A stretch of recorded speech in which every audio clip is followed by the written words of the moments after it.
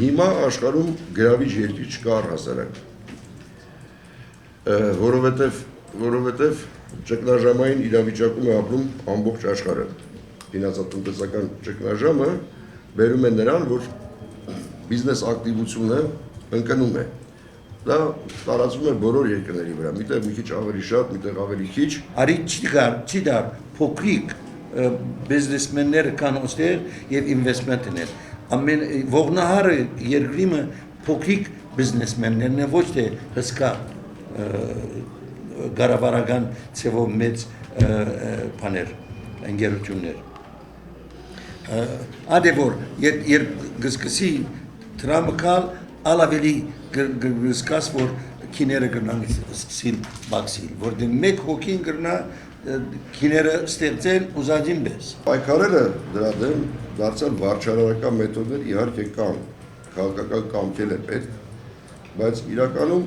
ավելի մեծ խնդիր է քաջալերել միջին եւ մանր բիզնեսը։ Այն մեխանիզմները, որ մենք ունենք քաջալերման,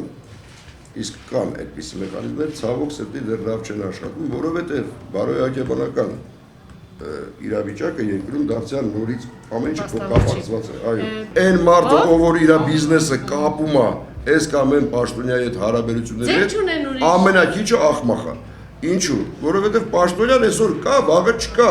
Դու դրա հետ ո՞նց ես բիզնեսդ կապում։ Մեր երկրում հավերժ են որոշ մարդիկ, կապում են այդ հավերժը։ Մեր երկրում